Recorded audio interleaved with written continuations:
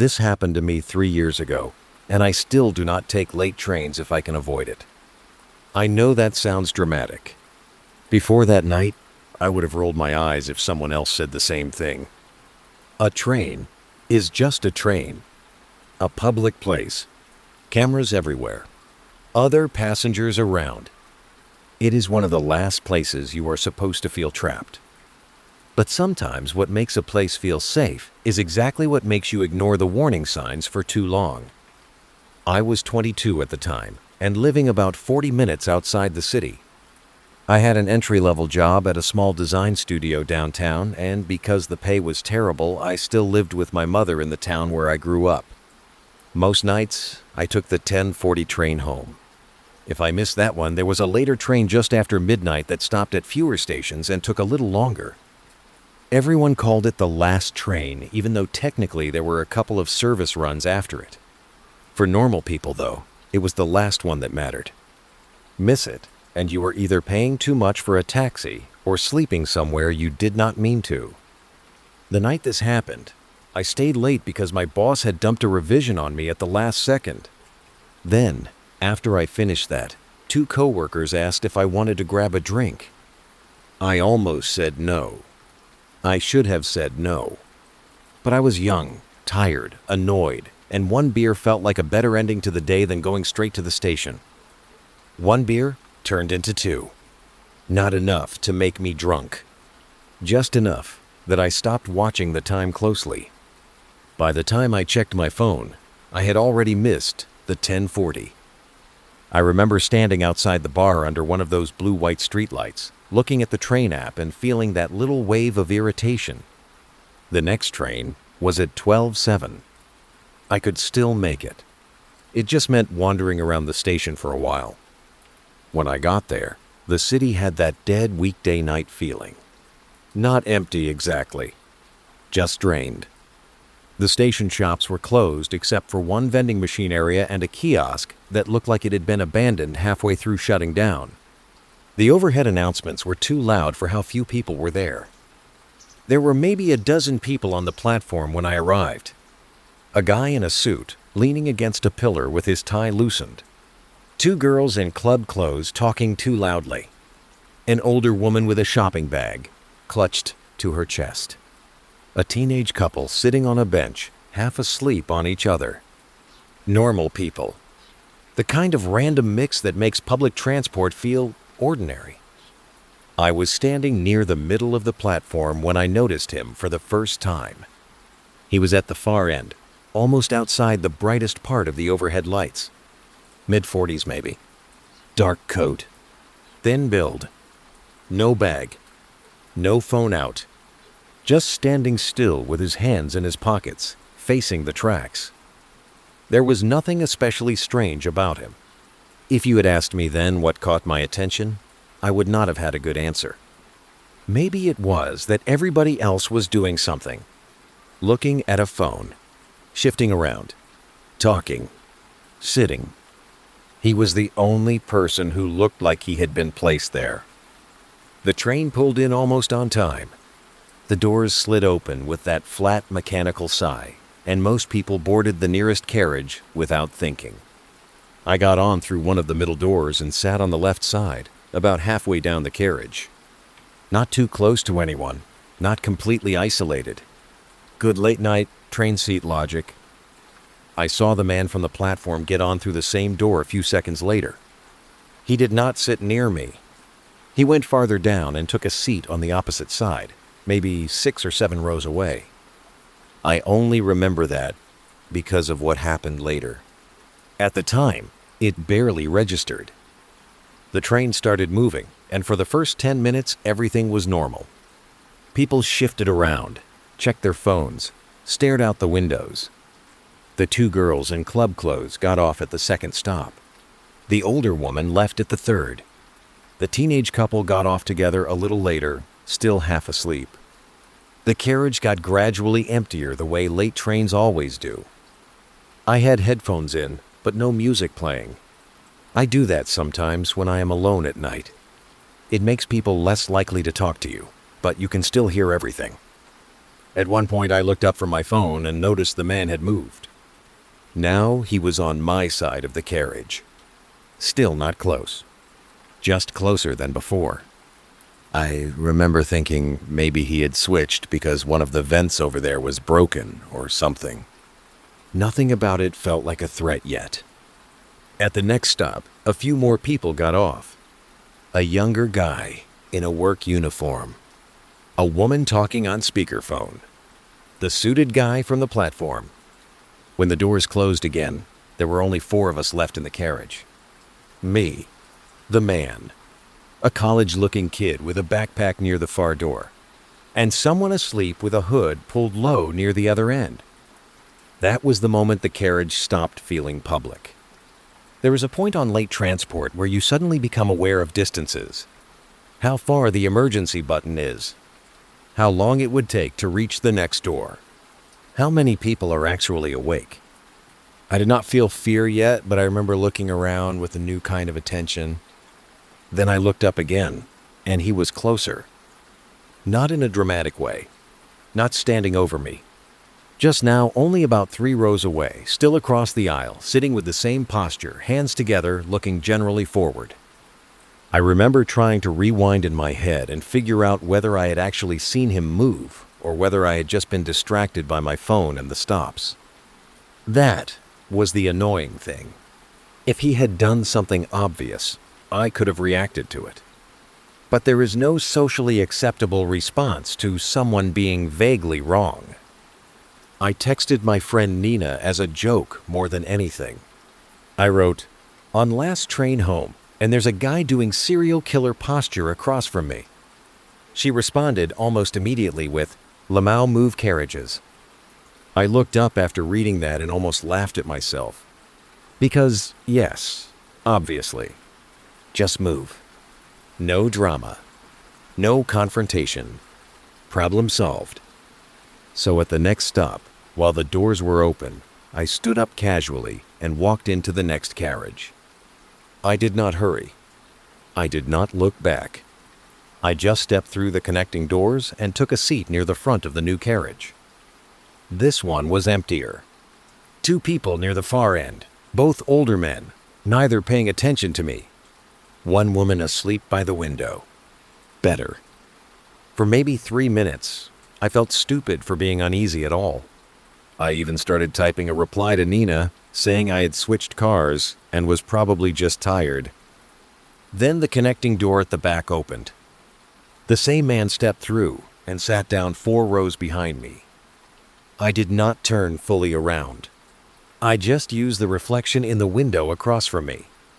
He was definitely the same man. Same coat. Same narrow face. Same expression that was not really an expression at all. My stomach dropped in a way that felt immediate and physical. At that point, there was no good innocent explanation anymore. People do not randomly change carriages at the exact same stop and choose seats near the same stranger unless they have noticed that stranger. I texted Nina again. He followed me. She sent back, "Tell conductor." The problem was, on that line, there usually was no visible conductor that late unless tickets were being checked. There was an intercom by the doors, but using it felt huge. Once you hit that button, you are not being paranoid anymore. You are making it real. And again, this is what traps you. The need to justify your fear before you act on it. At the next stop, one of the older men got off. Then the sleeping woman woke up suddenly, looked disoriented, and left too. The other older man remained at the far end, but he was in that shut-down commuting state where you could not count on him noticing anything unless it happened directly in front of him. I decided I was getting off 2 stops early. That station was not my town, but it was bigger and had staff during most of the night. I figured I would get off there, wait somewhere bright, maybe call my mother to pick me up. I checked the route map overhead. 2 more stops. That was when my phone buzzed with a message from an unknown number. There was no contact name, just a local number I did not recognize. The message said, "Don't get off early. I stared at it for a full second before my whole body went cold. I had not posted anything online. I had not said it out loud. The only person I had told was Nina, by text. My first thought was that maybe she was pranking me, but the number was wrong, and even as a joke, it made no sense. I looked at the reflection again. The man was not using a phone. His hands were empty. He was just sitting there, looking slightly downward, not exactly at me, not exactly away from me. I stood up immediately and went to the intercom by the doors. My hand was halfway to the button when the train lurched and the overhead announcement came on for the next stop. The bigger station. The one where I planned to get off. I made the stupid choice again. I thought, just get off. Get to the platform. If he gets off too, then hit the emergency point or find staff. The train slowed. The doors opened. I stepped onto the platform. He stayed seated. I actually felt relief hit me hard enough to make me lightheaded. I walked quickly up the platform without running, looking for staff or a kiosk or anyone who looked like they worked there. The station was brighter than the smaller ones, but almost deserted. One cleaner near the stairs. Nobody else. Then, I heard the train doors close behind me. I turned just in time to see the carriage start moving. The seat where he had been sitting was empty. I looked down the platform, and there he was. He had exited through another door farther back and was now walking in my direction at an even pace. I went straight to the cleaner and asked, probably too fast, whether there was station staff nearby. She looked confused and pointed upstairs toward the main concourse. I thanked her and started up the stairs 2 at a time. The concourse was worse. Bigger, brighter, emptier. Every closed shop shutter made the place feel more abandoned. I could hear my own footsteps echoing off the tile. There was one security office with its blinds half drawn, but the light inside was off. I knocked anyway. No answer. I checked the door. Locked. My phone buzzed again. Unknown number. Wrong station. That message did something to me.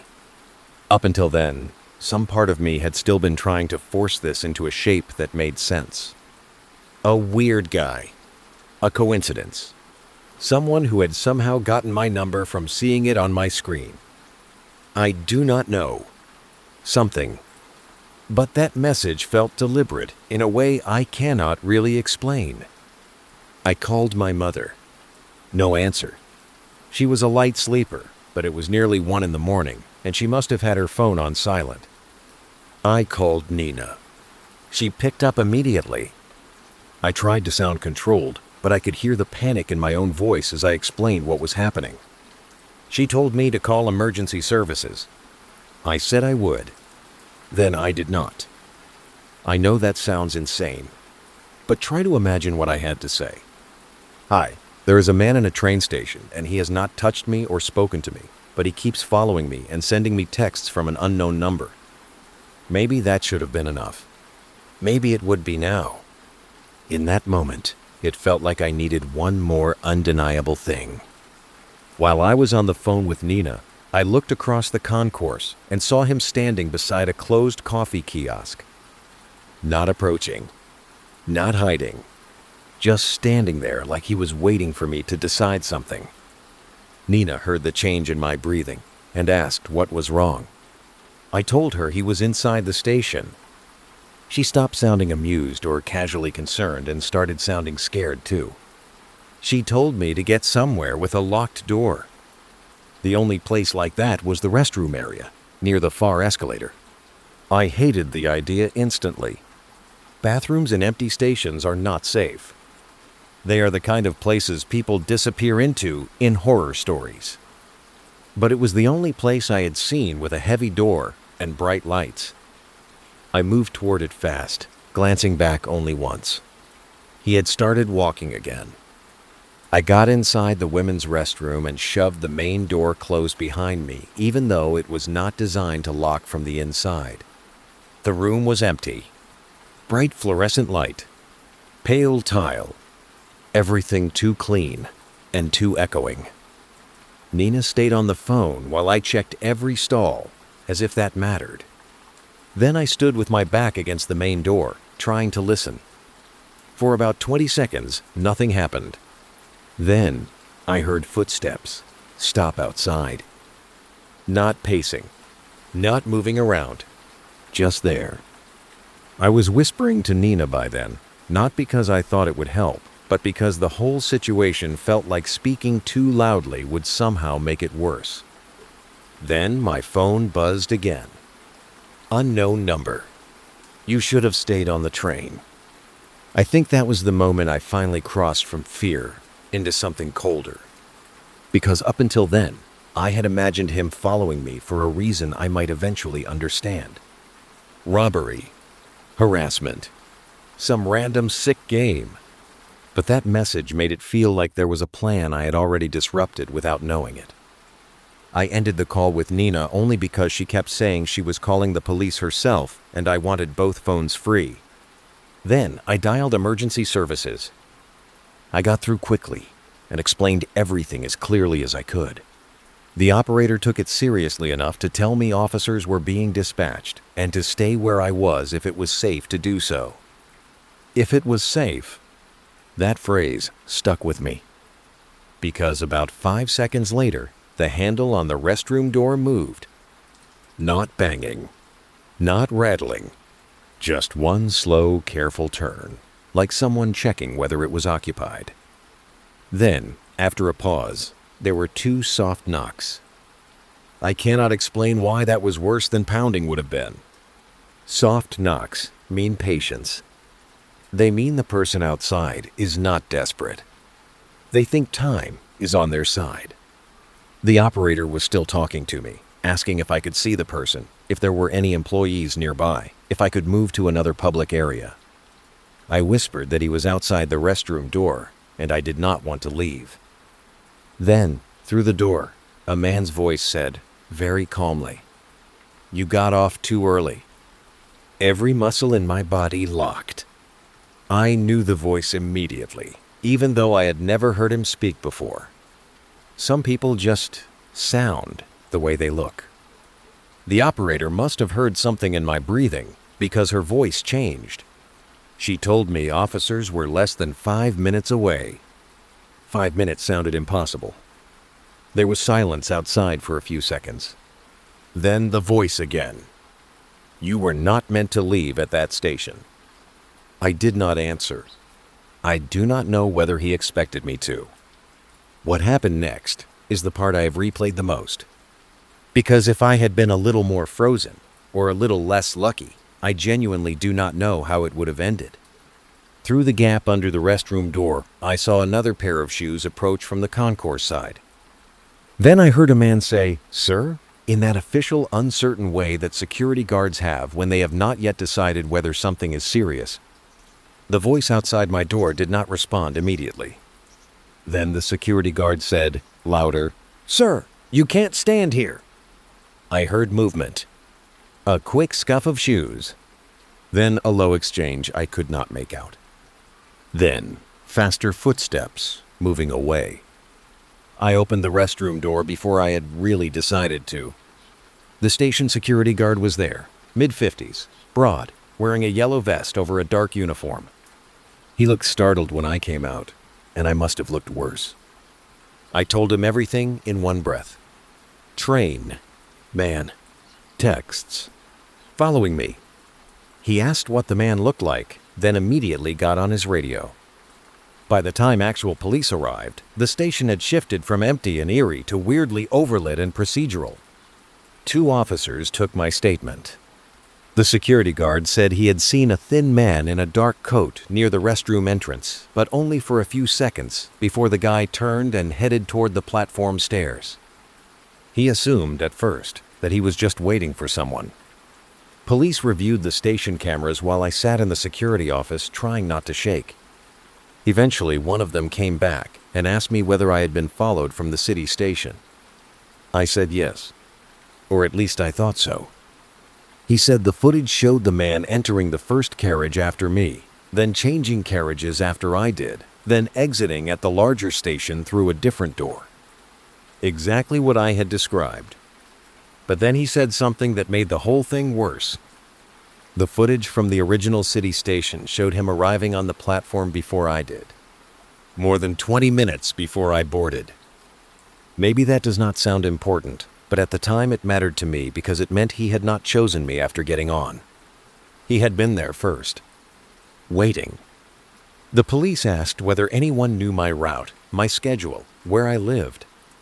I said plenty of people knew in the casual sense. Coworkers, friends.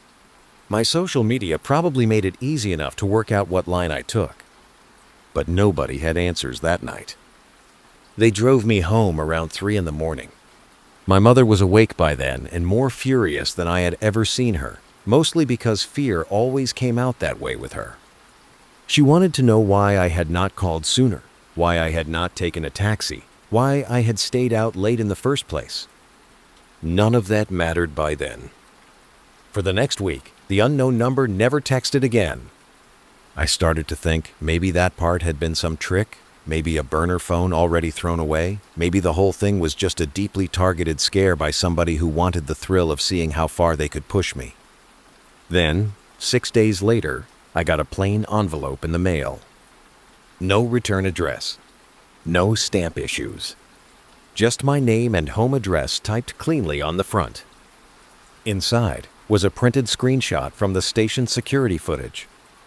It showed me stepping out of the train at the larger station and looking back over my shoulder.